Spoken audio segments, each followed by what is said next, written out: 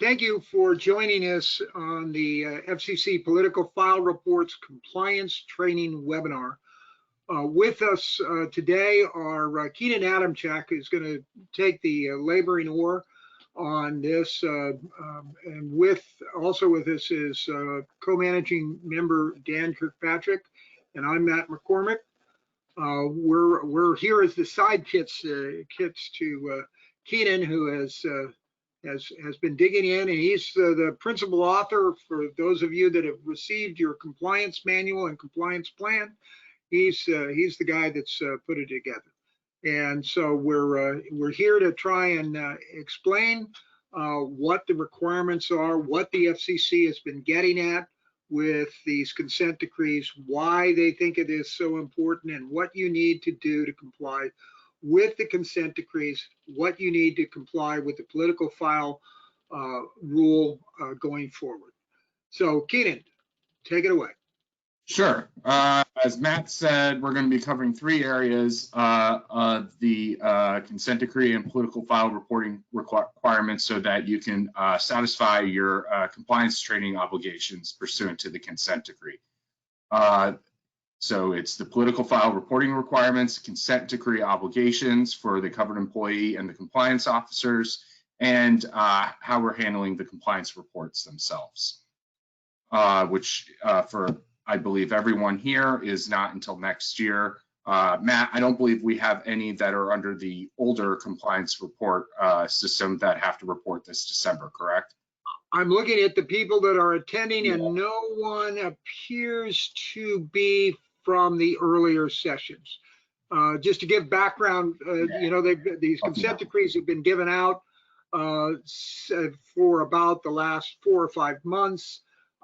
For some of the first people that got them, instead of having one compliance report due next year, they have 2 compliance reports, one that's due on December 10th of 2020, and a second compliance report that's due December 10th, 2021. For everyone in Michigan and Ohio, there's only one compliance report, that's December 10th of 2021, and it will cover the 6 months before the general election date in 2021, which of course is an off-year election for in most places, and thus you probably won't have as much activity as you would during this general election. Keenan? All right. So first we're going to start with the rules, specifically the political file reporting requirement. Section 315E of the Communications Act requires that a political file be maintained by any station when the station receives a request to purchase broadcast time that is made on or behalf of a legally qualified candidate for public office, or communicates a message relating to any matter of national importance. This includes a legally qualified candidate, any election to federal office, or a national legislative issue of public importance. So for the secondary category, this does not include purely states issues. I believe that's correct, right, Dan?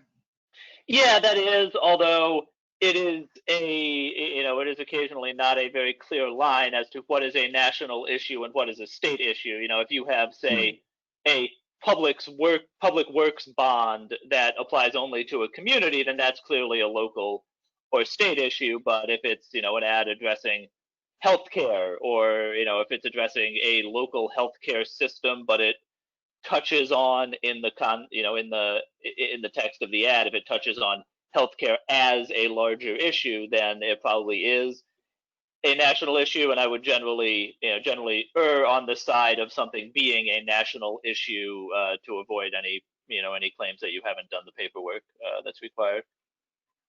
Right. And for the first category, it's correct to say that the first category of legally qualified candidate includes both federal, state, and local candidates. Just to clarify. That's correct. Yeah. Okay. Yeah, as long as they're qualified for the office that they are, advertising for. If they're, if it's somebody who's qualified to run for, local dog catcher, but is trying to take an ad out about running for president, then that that would not that would not fit. But that's unlikely that that's going to come up. Right. Okay. So under the Communications Act, there are several things that are required to be put into each political file report and uploaded to the station's OPIF. Section 315E of the Act requires these items of information to be in the report. First, whether the request is accepted or rejected by the station, the specific rate charged for the broadcast time for that ad, dates and times the ad was actually aired or is going to be aired, the class of time, the candidate's name, the office sought, the specific election, and the issue. And these fall into as applicable. It could be, as we stated earlier, this could the ad could be just for a candidate, or the ad could be for just an issue of national importance, or somehow both in some cases. The next item of information for items for requests made on behalf of or by a candidate is the candidate's committee and treasurer information. So that list of those individuals that you're required to put as you've seen in the form, those lists of individuals that are associated with the candidate that you have to add. Dan, for the candidates committee, other than the treasurer, what other people should be in there listed? I mean, it depends on how the committee is structured. The treasurer is the one that is explicitly required. Right. Often there will be another representative of the committee who is, either filling out the paperwork or signing the documents, and obviously their name will be in there. But the treasurer is the one that you have to make sure that you get. Right. Okay, I see we have a question. Can somebody read that question to me? Give me just a second to pop up what is the definition of a request? That one, unless you want to, I can field that, Keenan. Please.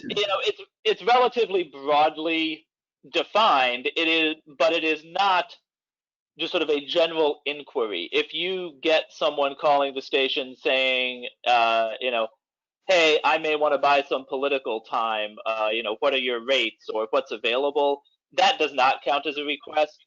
To be a request, it has to come from an identified candidate or PAC or third party who wants to buy the ad time, saying, I am representing this candidate. I want to buy, whatever time it is they want to buy. I want to buy, 8 30-second spots or whatever that is.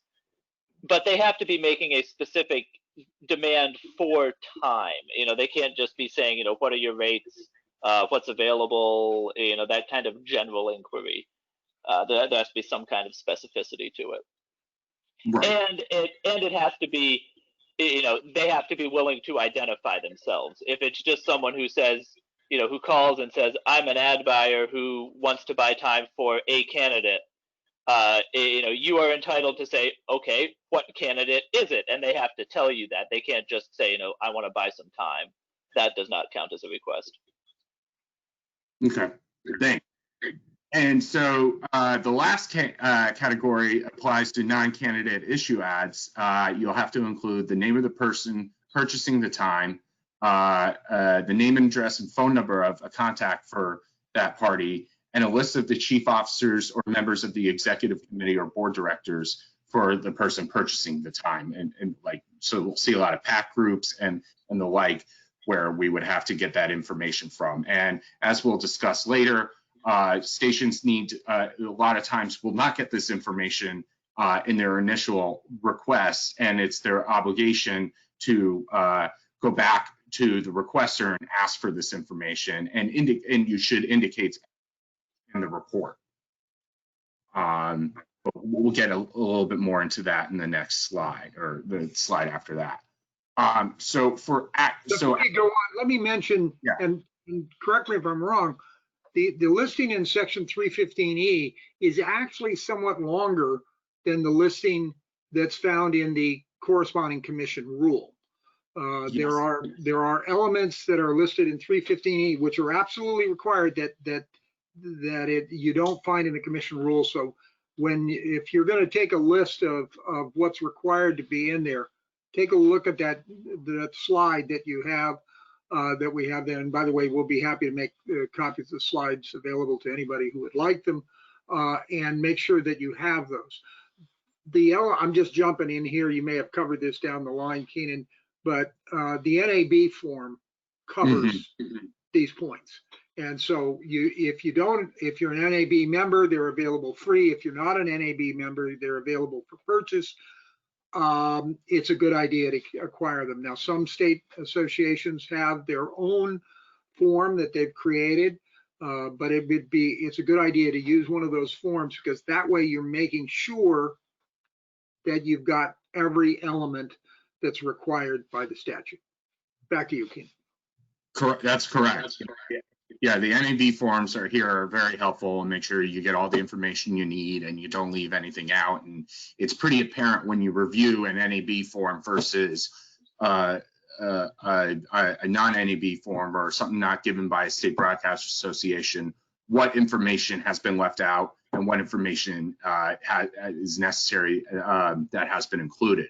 So that those really are a good safety net for safety net. They're getting all their information into these reports and complying with the statutory and requirements and the rules. So in practice, what do?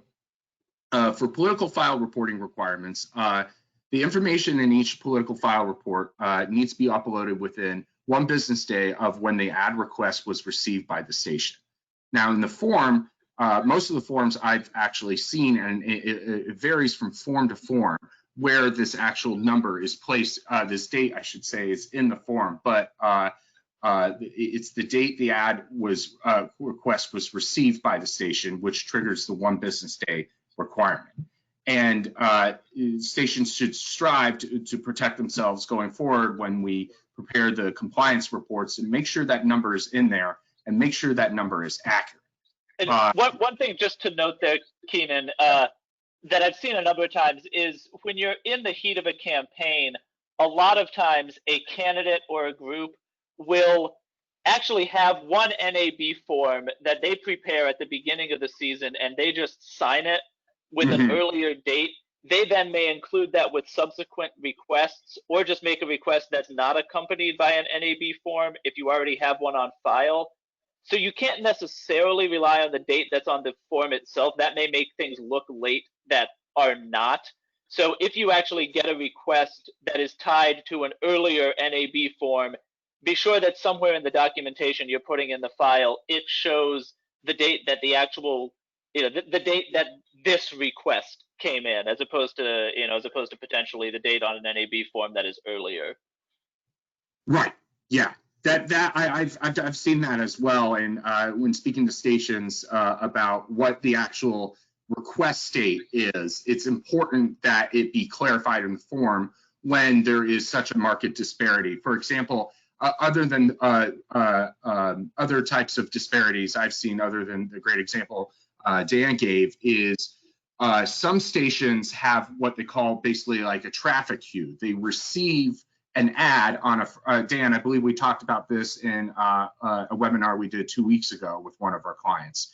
A number went in, they received a request on one date, and then it was about 4 or 5 days later when the GM actually, quote unquote, accepted it, which to them triggered their upload requirement. So those kind of dates you got to be careful of as well. Right, the request date, there is an initial filing requirement based solely on the request itself. And then, if it takes you and that should go in within a day, if it takes 3 or 4 days to finalize the details of an order with that candidate, which sometimes can happen, then on that 4th or 5th day, a second document will need to get uploaded to the file that has all of those details in it. But you can't wait until everything is finalized before uploading at all. You have to upload it within a day of that initial request. And then that should be supplemented as things go along and additional details flesh themselves out. Right. And that segues to a question we'll cover later, but I'll remind you again because it's a very important issue. Do not delete anything from the file. Once you upload things, leave it. if something is wrong, make sure it's there and upload a revision that shows, because all these documents are time stamped, and it's very important to show when things are uploaded and things are revised. It will help you out later on. As we were saying, documentation should be filed separately each stage of the buying process: when the request was made, when the order is finalized, as Dan was saying, and when the order is complete and any changes to the original order are made. As I said, don't delete the original. All relevant fields of the political file form should be completed. If not all information is provided at the time the request is received, the form should be marked incomplete and annotated to show that a station has reached out to the candidate and ad requester to obtain the additional information. I see this come up a lot, where the list of issues that an ad refers to is either incomplete or not there, or the list of the executives and board members basically indicate that we received this, we reached out, we asked for this additional information. Hopefully it will be forthcoming. And the final point here is subsequent order requests for additional times do not always need a new political form. So you could have a political form and then later on have multiple different orders. And those orders would still need to comply by the 1 business day rule as being uploaded.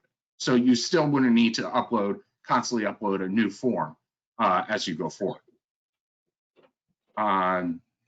Anything else on that, Dan or Matt? No. Well, actually, sorry. Yeah. The one thing I would say is in this, on the bit about obtaining additional information, on that list, there's some obligation on the station for, at least for the list of issues portion, because you have the copy of the ad. The FCC does expect you to some extent, if you aren't getting a list of issues from your advertiser, they expect you to look at the ad, and you can identify the issues that are addressed in it, and you can add that to the file yourself. You can't necessarily push all of that responsibility to the advertiser. For the lists of the executives and the board members, obviously, that is not information that they are expecting you to go out and, you don't have to do research to try and find out who their board is. That's one where you can just take what they give you. If you have questions about it, ask them. But you're not expected to do independent research. But on the list of issues, you are expected to at least, look at the ad and see what the content is. Right. And what should stations do if they get a request and they don't even get the ad itself? Well, eventually you'll get the ad, because you have to receive it before you put it on the air. But if you are in a time period where you have gotten this request and haven't gotten the copy, then yes, then you definitely add a note there saying that you have not received the copy or the list of issues. But once you do have it, you can add that information on your own. Right. Okay. Thanks. All right. So other requirements for political file reports. First, the political file must be kept for 2 years. And I encourage what I'm trying to say is it should be 2 years from the date the request was made. But I've also heard staff say, Dan, that they want to see the 2 year period triggered by the election date. Have you heard anything like that? And what do you recommend? I have informally heard that as well. I think by the letter of the law, you're not required to keep anything for more than 2 years after it goes in the file. That said, if you have, like the situation we were just talking about, where you get a request and then you have a supplemental order form that goes with that request, and then the documentation that has to go in after the full airing of the order is completed, I think you have to keep all of the documentation related to that order until 2 years after the last document goes in. But okay. I don't necessarily think, if you have something related to the 2020, or actually at this point now, something related to the 2018 election, if all of the document for the buys are uploaded in, say, August of that year, I don't think you have to keep it until, 2 years after that November, just 2 years after that August, once the full order is in. Right. You could keep it through the entire election. I think at this point you are certainly safe dropping out anything that had to do with the 2018 election, because the election itself is more than 2 years ago. But I think the important thing is making sure that the full you never have sort of half of the documentation related to an order in the file. Make sure that that's complete, and once the latest document is past 2 years, I think you can remove it. Okay. So make sure. I just want to add that I think it is a good idea to actually go in and clear out the old stuff. Yeah. Right. Because although as a practical matter, you're probably going to be doing it after the election, because you're probably going to be busy enough before the election with this year's stuff that you may not have time to go back in and take out the 2-year-old, the 2-year-old documents. Right. Yeah, that makes sense. And what we're discussing where these documents need to be uploaded is on the station's online public inspection file, not on the station's website itself. These rules and compliance obligations apply to the OPIF. Anywhere else, it doesn't count. I've run into some stations saying, well, I've been using our website to keep our political file going as opposed to the OPIF because I don't like how the OPIF system works. That doesn't count with respect to the FCC. You have to use the OPIF. And within the OPIF, excuse me, it's I'm talking a little too quickly here. With respect to the OPIF folders, it's organized by year, report type, federal, then there's subfolders of President, U.S. House, U.S. Senate, local, non-candidate issue ads, and state. There's a couple points down, but it ties in with this.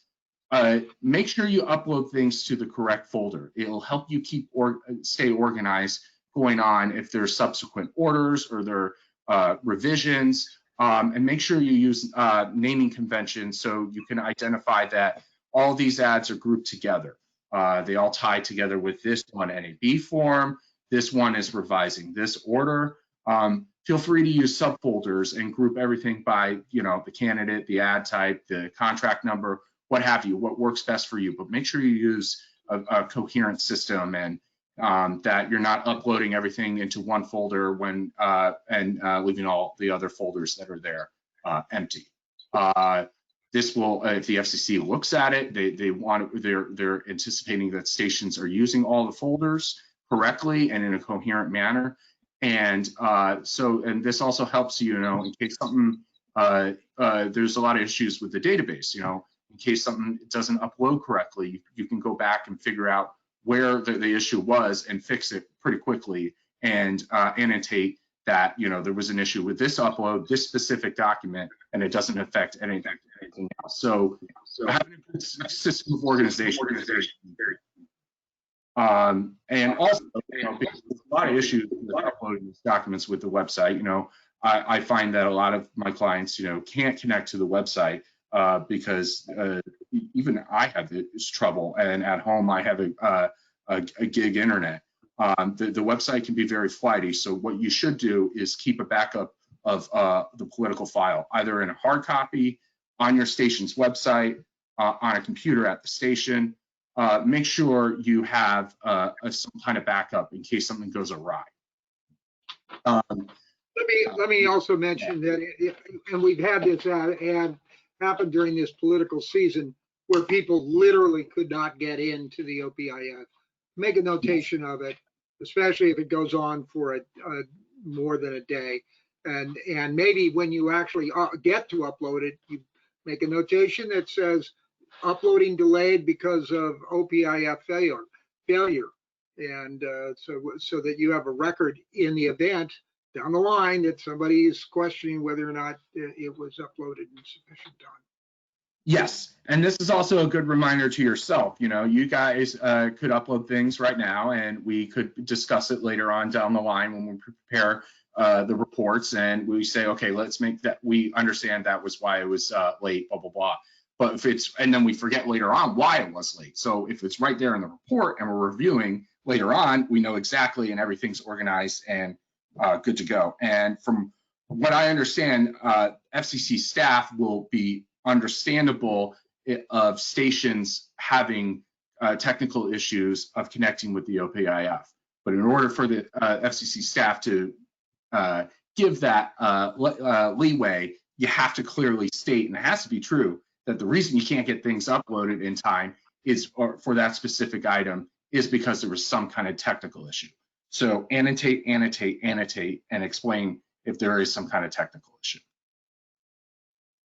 All right, now we're going to turn to the consent decree itself. What stations who are subject to a consent decree must abide by going forward in order to fulfill the consent decree obligations. First, if you already have done so, within 30 calendar days of the effective date of the consent decree, you must select a compliance officer. Compliance officer's job is to oversee the station's adherence with the consent decree obligations and the political file reporting rules, and they will liaise with your FCC counsel about reporting requirements, looking at making sure specific items are uploaded correctly and all information's included, and discuss, how to handle issues of non-compliance. Compliance training, this is what you're doing right now. This had to be completed within 30 calendar days of the effective date. And pursuant to the consent decree, you need to repeat this training on at least an annual basis going forward until the consent decree obligations expire in February 2022. Also, new covered employees hired must be trained within 30 calendar days of their hiring date or their designation as being a covered employee. All these going forward, feel free to use the recording of this session as a way to check your box of completing this training, and just keep an internal log of when and who completed the training going forward. So in case we need to go back and make sure everybody who needed to do the training has done the training. I think we have a question.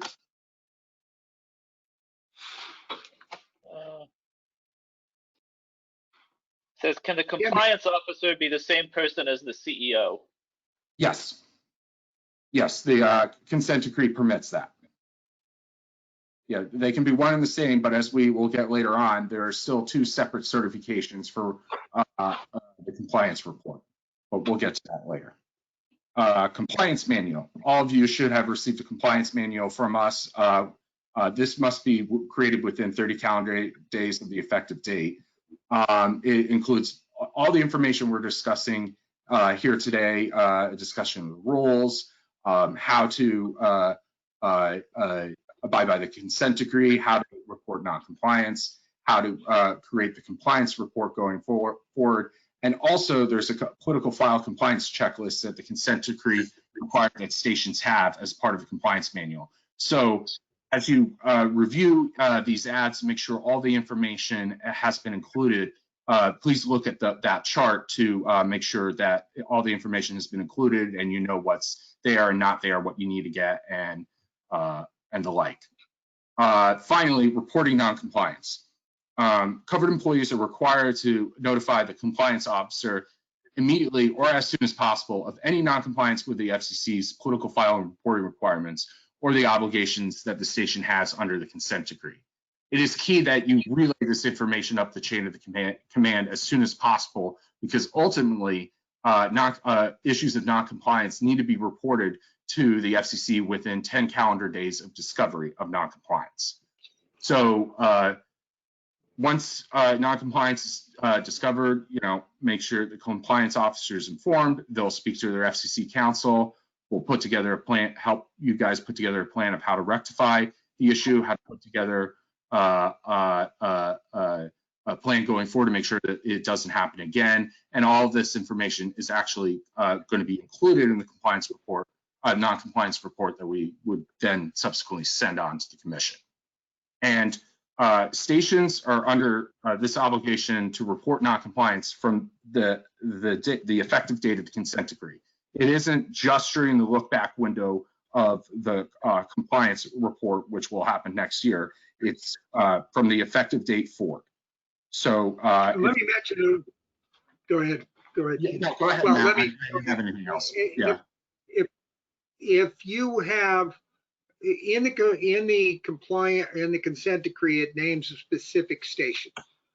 I'm going to actually ask a question to Keenan and Dan. if you have other stations that are not mentioned in the consent decree and you have a non-compliance issue in one of those other stations, are you required to disclose that? According to staff, no. But I don't believe that's actually explicated in the language of the consent decree and or the compliance reporting instructions. Staff, and I think it's honestly because staff didn't want to go back and rewrite the consent decree to explicate this. But I've asked staff this specifically on several of my clients where one station within a given market was subject to a consent decree and another wasn't. And the way you can read some of the sections of the consent decree is to say that all stations within a market or all stations licensed to a given broadcaster fall within the purview of the consent decree. According to staff, the consent decree obligations apply only to the station that is specifically listed in that appendix to the consent decree. But as I said, that is not explicit from the text of the consent decrees. So we are following staff's advice here at our own peril.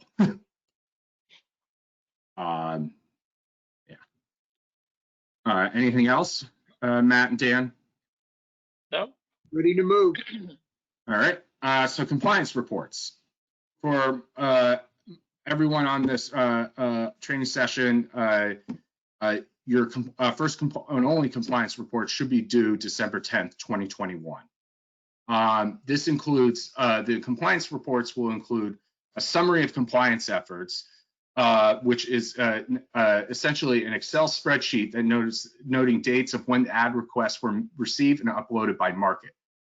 These Excel spreadsheets cover 30 days previous to the election date of November 3rd, 2021. So we'll go between October 3rd and November 3rd, 2021 is the snapshot that's included in these spreadsheets. The spreadsheet also notes when ads were received late and percent of ads late by market. As I said earlier, the instructions have not been updated by FCC staff, but I explicitly asked SEMA over the FCC. The instructions say list the total for all late ads by market. Does that include stations not subject to the consent decree? And she said, no, only the stations subject to the consent decree. So that late ads by market would just be the number of late ads by for the subject station. The compliance report will also include a compliance officer certification, which must comply with section 1.16 of the commission's rules, which essentially means that it has to be signed under penalty of perjury. We will, when we cross that bridge, we'll give you a sample. We'll give you basically what you need to sign and everything to make sure it's compliant with 1.16. And then the other certification that you need to have signed is the CEO or senior officer equivalent certification. And as we said earlier, the compliance officer and the CEO/senior officer could be one and the same person, but still for purposes of the compliance report, they are required to submit two separate certifications because the certifications each specify different items between the two of them. So that packet together consists of what you'll be filing by next December to the FCC for compliance reporting obligation. After you file all this, assuming that there's no other issues, you should be released from the consent decree obligations on February 2022.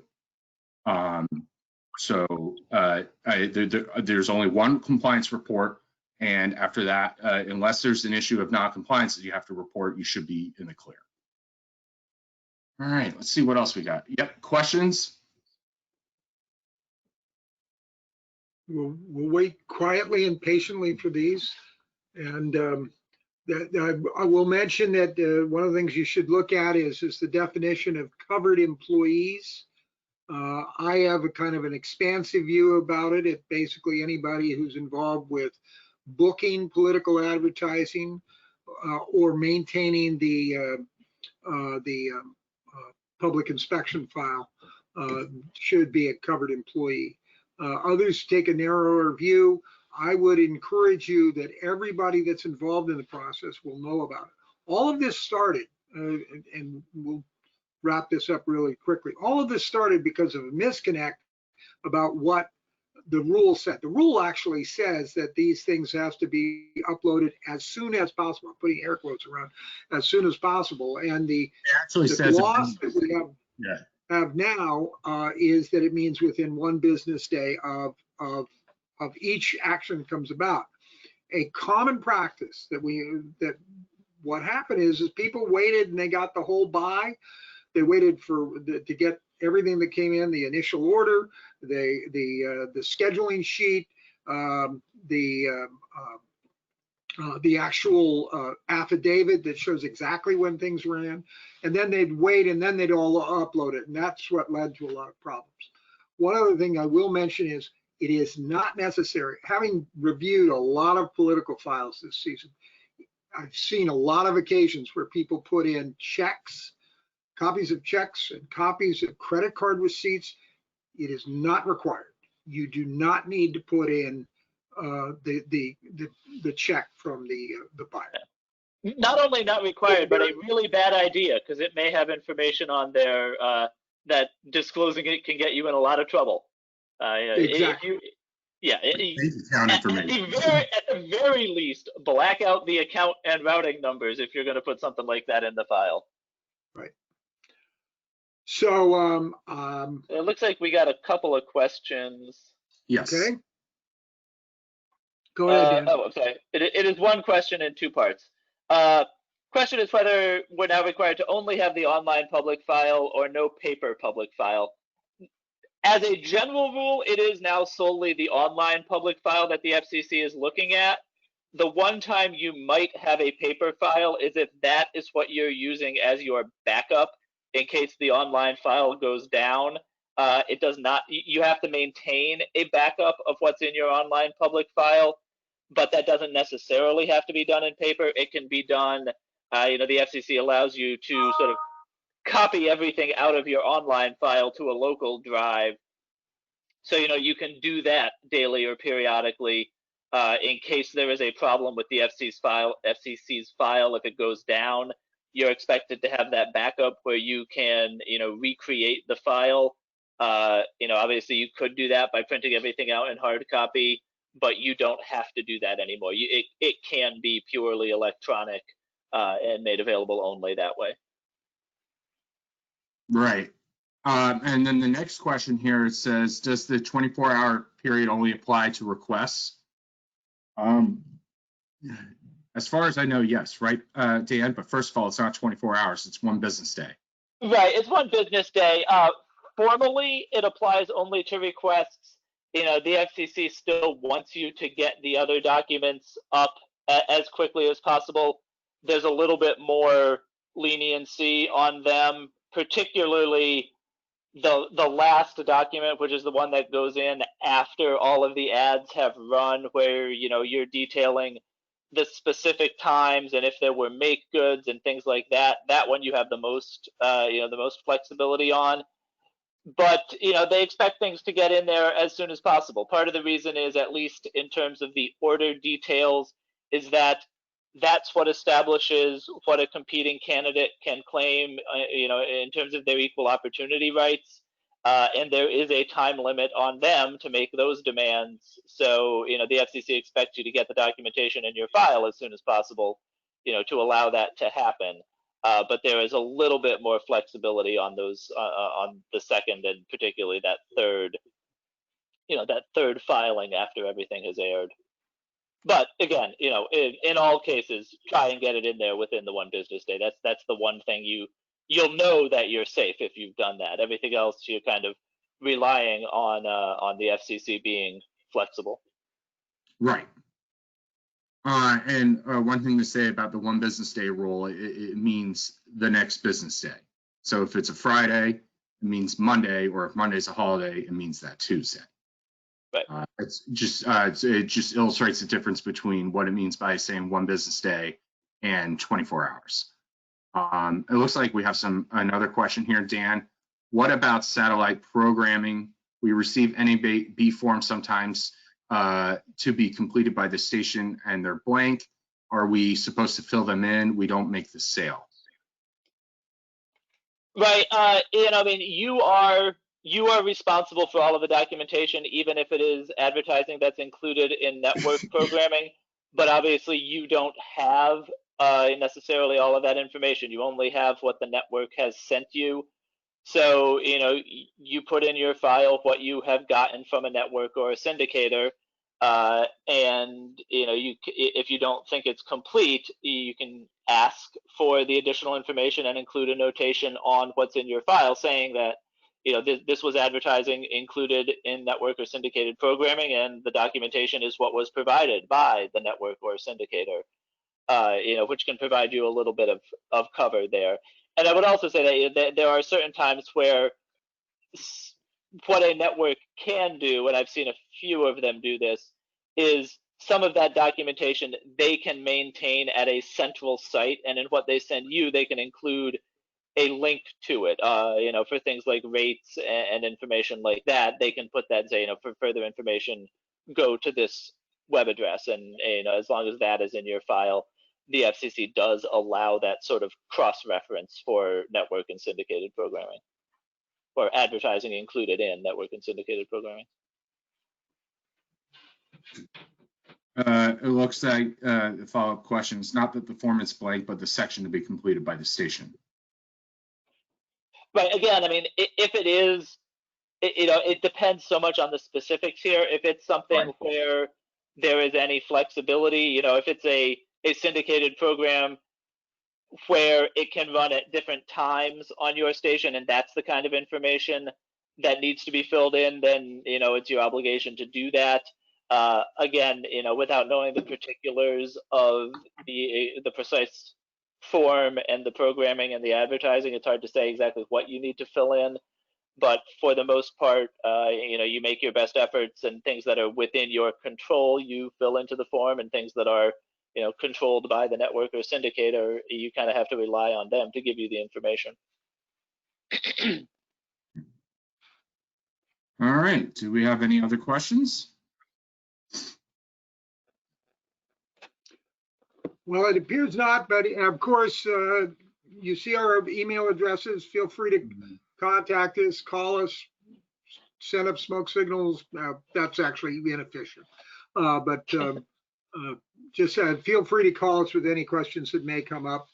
And this webinar will be available on our YouTube channel probably by tomorrow, or actually tomorrow's a holiday, so maybe Thursday. And you can feel free to access it anytime you would like. It's been a pleasure doing this, and we hope we've provided some information and helped you get through the political file morass that the FCC has created for us. So on behalf of Dan Kirkpatrick, Keenan Adamczyk, and myself, we wish you a great afternoon. Yep. Thanks for listening.